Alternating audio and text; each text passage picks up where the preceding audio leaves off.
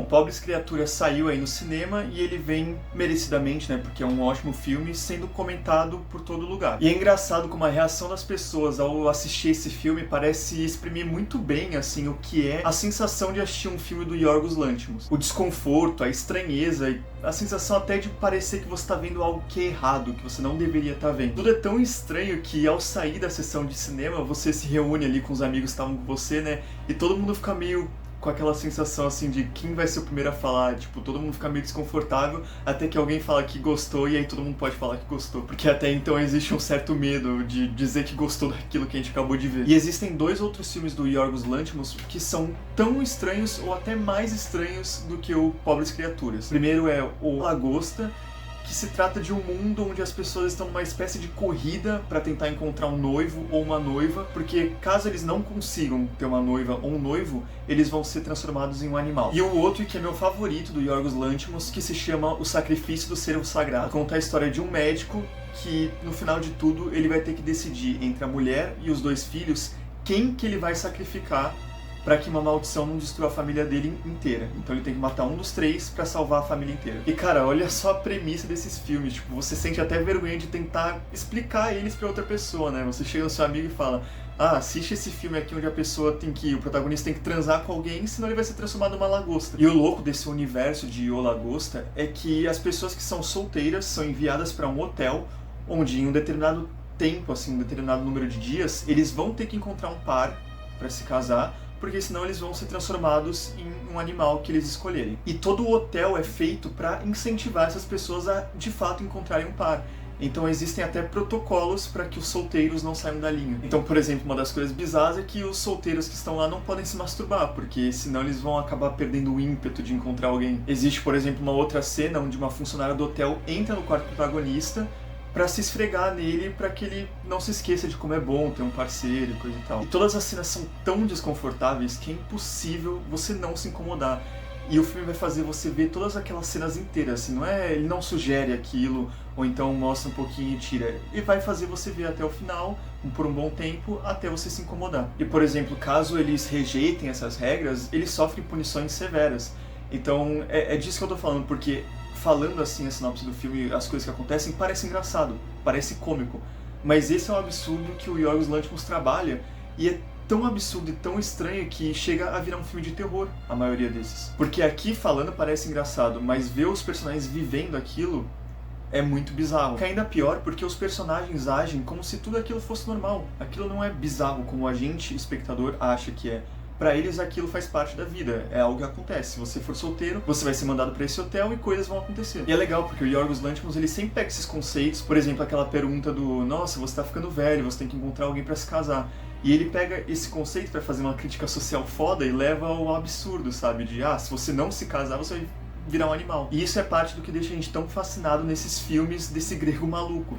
Porque é uma sensação tão única de estranheza e desconforto que é, mesmo que a gente não queira, a gente não consegue tirar os olhos. Algo que é muito presente nos filmes do Lanthimos e que ajuda a potencializar toda essa sensação de desconforto é que os personagens dele sempre agem de maneira robótica, objetiva, assim, sabe? Eles são personagens lacônicos que falam pouco, falam só o necessário e agem como robôs.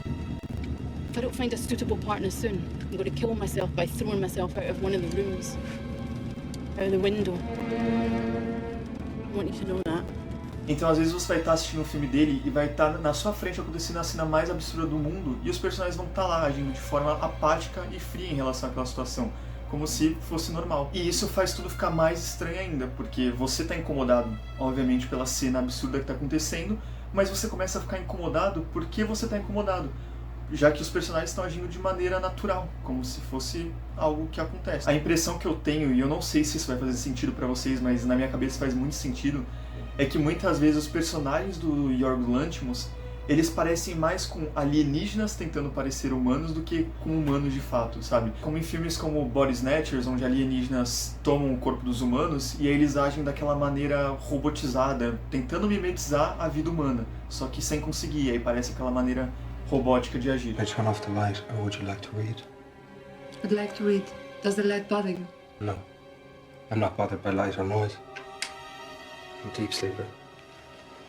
E aí, isso é parte do desconforto que me passa e que eu vou comentar mais à frente, que Você reconhece que é um ser humano ali, mas de alguma forma existe algo que diferencia você dele. E isso dá essa sensação de estranheza também na gente. E é curioso porque, embora isso esteja muito presente nos outros filmes que eu assisti do Yorgos Lanthimos, isso não parece estar tão presente no Pobres Criaturas.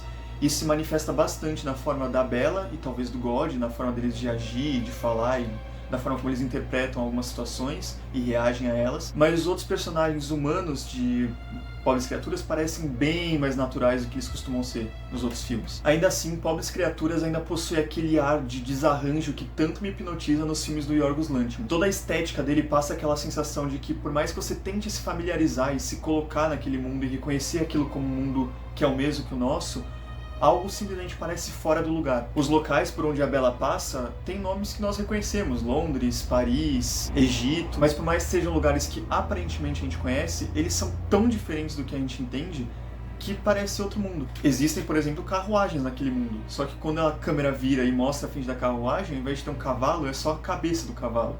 Também existem animais de estimação, e aí você vê a cabeça de um cachorro ali, só que quando a câmera abaixa, tem o resto do corpo de uma galinha. E essa é uma das diferenças que eu noto também desse filme para os outros, de que nos outros a estranheza acho que está mais centrada nos personagens, na forma como eles reagem. E aqui muitas vezes a estranheza está no ambiente mesmo. Nessa estética surrealista de Pobres Criaturas, o nosso cérebro está sempre tentando interpretar as coisas, mas algo sempre parece fora do lugar.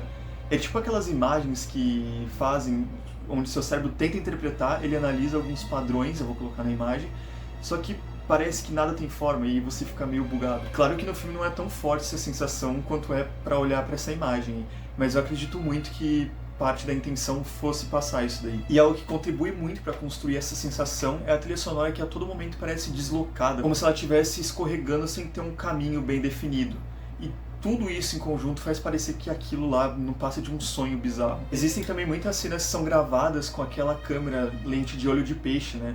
Dando a impressão de que nós estamos espiando um quarto assim através de uma fechadura ou de um olho mágico. Algo que nós não deveríamos estar vendo, mas a gente está dando uma espiada. Algo que deveria estar acontecendo ali dentro de quatro paredes, com a porta fechada, mas que nós, espectadores, estamos olhando, né, diretamente. E acho que isso traz desconforto também. E agora eu vou falar um pouco do meu favorito do Lanthimos, que é O Sacrifício do Cervo Sagrado, e que conta com atuações incríveis do Colin Farrell, que está sempre presente também nos outros filmes dele, da Nicole Kidman e do Barry Keoghan. Sério, a atuação do Barry Keoghan é simplesmente perturbadora e ele vai te deixar desgraçado da cabeça. E esse é um filme que talvez seja melhor assistir sem saber nenhuma das informações que eu vou falar agora, então se você se importa com isso, é melhor você sair do vídeo agora, porque aqui eu não vou falar tudo, obviamente, mas eu vou dar algum dos pontos principais e aí eu vou acabar revelando coisas que talvez você preferisse descobrir durante o filme. Aqui a gente acompanha o personagem do Colin Farrell, que é um cardiologista e que possui uma relação um tanto quanto estranha com um adolescente interpretado pelo Barry Keoghan. O pai do Barry Keoghan morreu em uma cirurgia realizada pelo cirurgião e, desde então, ele desenvolveu uma certa obsessão pelo personagem do Colin Farrell. Só que em determinado momento do filme, o personagem do Colin Farrell, o Steve, começa a se afastar do Martin, que é o Barry Keoghan, o que causa uma mágoa no garoto. E o que o Martin faz? Joga uma maldição nos dois filhos do Colin Farrell. E aí os dois filhos vão aos poucos perdendo os movimentos do corpo até que eles morram. A não ser que o Steve, o personagem do Colin Farrell, escolha alguém da família para ser sacrificado e acabar com essa maldição. Daí que vem o nome do filme, O Sacrifício do Cervo Sagrado. Esse filme tem tudo aquilo que torna os filmes do Lanthimos tão especiais, mas além de tudo ele é muito mais sombrio e perturbador. De uma forma que pra mim é incomparável com os outros que eu assisti dele. É simplesmente muito angustiante acompanhar toda a trajetória do Steve e os dilemas que ele tem que enfrentar pra decidir o que ele vai fazer. E o personagem do Barry Keoghan é simplesmente assustador de uma forma genial, é sério. Nossa, ele vai te deixar com uma raiva de você querer quebrar a tela e entrar lá no filme pra bater nele. A trilha sonora e a fotografia desse filme também, pra mim, são um show à parte. É um filme belíssimo e a trilha sonora contribui muito pra atmosfera.